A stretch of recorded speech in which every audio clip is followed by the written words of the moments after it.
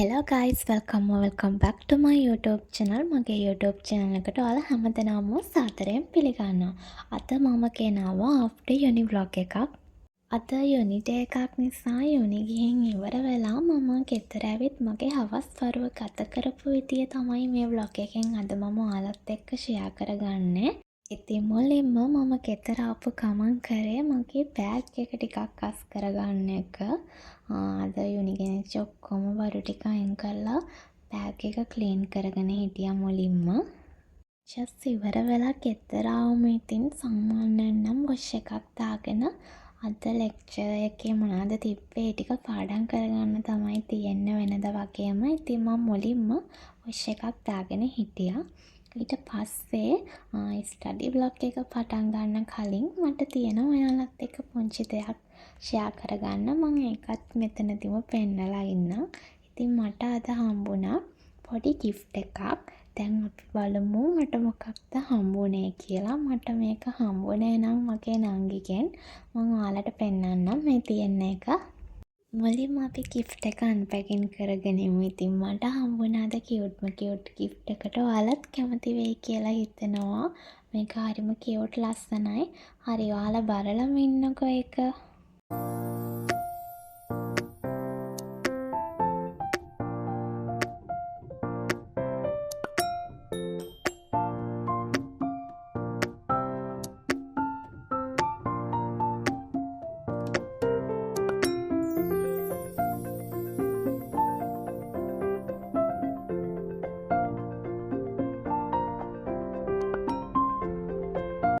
මට හම්බුනේ ගිෆ්ට් එකේ තිබ්බේ පින්ක් කලර් ලස්සන කීචේන් එකකුයි ඒ වගේම පින්ක් කලර් ලස්සන මග් එකකුයි.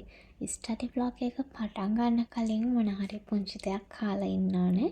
ඉතින් දැන් මම හදන්නේ පාඩම් කරන්න කලින් මගේ වැඩ ටික කරන්න කලින් පොඩි දෙයක් කාලා ඉන්න එක. මං හිතනවා මගේ වීඩියෝස් බලන්න ගොඩක් ස්කූල් යන නංගිලා එහෙම ඉන්නවා කියලා.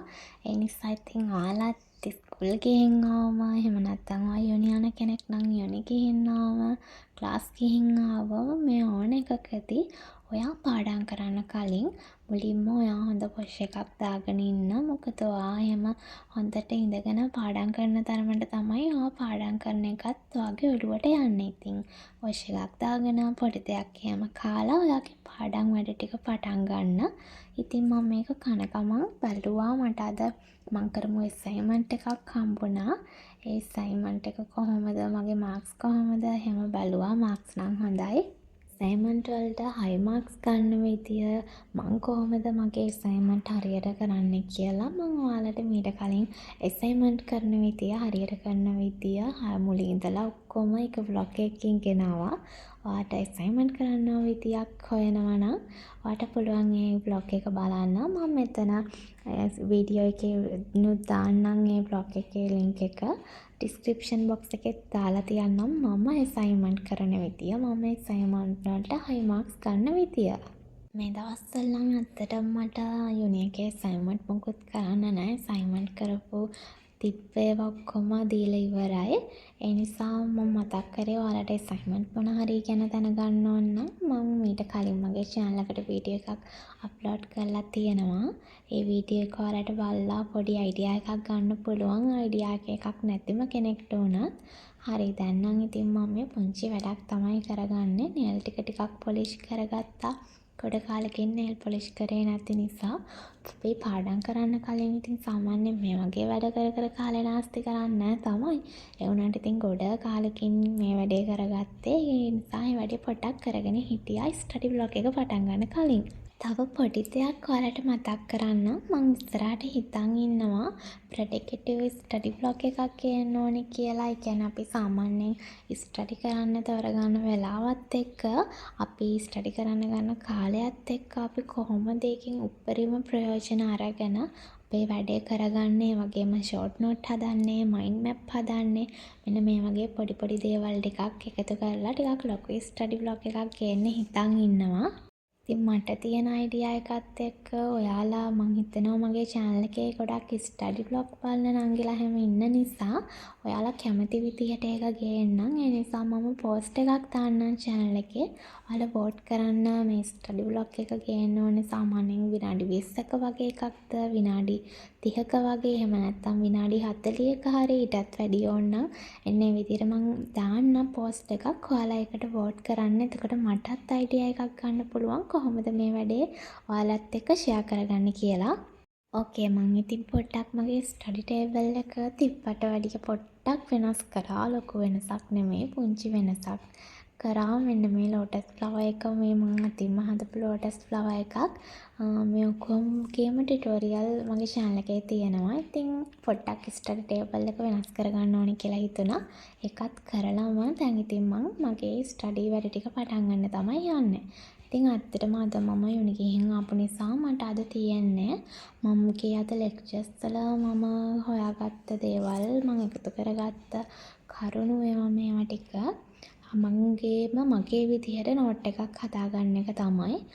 ඔයාලත් ඉතින් ඔයාගේ දවසේ වැඩ ඉතාලම කරගත්තොත් ඒ කියන්නේ ඔයාලට මොකක් හරි අද ඉගෙන ගත්ත දේ හෙටට දාන්න නැතුව අදම ඔයාගේ විදිහට නෝට් එකක් හදාගත්තොත් මම හිතනවා ඒක පාඩම් කරගන්න ලේසියි. මොකද ඒක තියෙන්නේ ඔයාගේ විදියට කියලා. ඉතින් මම පාඩම් කරද්දි ගොඩාක් මේ දේ තමයි කරන්නේ. ඇත්තටම අපි පාඩම් කරද්දි එක්කෙනාට යුනික් විදියක් තියෙනවානේ. අපිට පාඩම් කරන විදිය, අපි පාඩම් මතක තියාගන්න විදිය, අනිත් එක එක්සෑම් වලට රෙඩි වෙනවා නම් එහෙම පාඩම් මතක තියාගන්න විදියත් අනිත් එක ගොඩ කාලයකට මතක හිටින්න කොහොමද අපි ඉගෙන ගත්ත දේවල් පාඩම් කරලා තියාගන්න. ඉතින් මෙහෙම එක එක්කෙනාට යුනික් විදියක් තියෙනවා.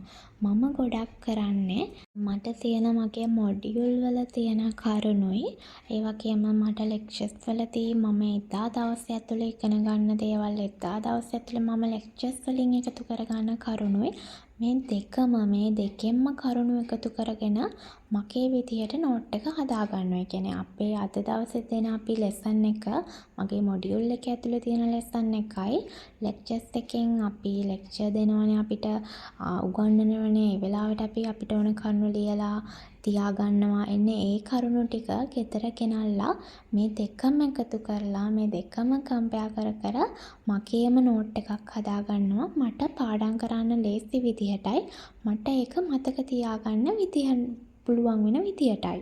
මගේ විදියට මං හිතනවා මට ගැලපෙන විදිය මේක තමයි. මං ස්ටඩි කරද්දී මට හරියන විදිය මේක තමයි කියලා.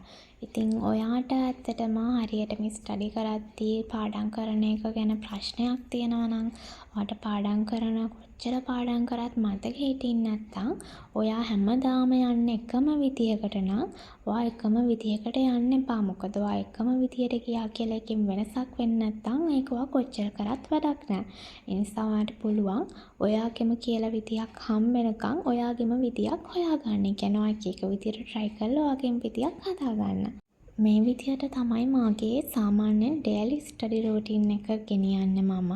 මීට අමතරව මේ නෝට් අපි හදන හැම නෝට් එකටම මම වෙනම ෂෝට් නෝට් හදලා තියාගන්නවා. ෂෝට් නෝට් හදද්දී ගොඩාක් අය කරන වැරැද්දක් තමයි ඇත්තටම ෂෝට් නෝට් එක කියලා හදන්නේ ලොං නෝට් එකක්. ඉතින් ෂෝට් නෝට් එකක් කියන්නේ ෂෝට් නෝට් එකකට ලොං නෝට් එකකට නෙමෙයිනේ. ඉතින් මම හිතනවා ඊළඟ වීඩියෝ එකේදී අන්න ඒ දේවල් පොඩ්ඩක් කියන්න. ඒ දේවලුත් කොහොමද කරගන්නේ කියලා. අදට නම් මගේ ස්ටඩි vlog එක මෙතනින් ඉවර වෙනවා. වීඩියෝ එක හොඳ නම් ලයික් කරන්න, channel එක subscribe කරලා තියාගන්න කියලාත් මතක් කරනවා. වීඩියෝ එක බැලුවට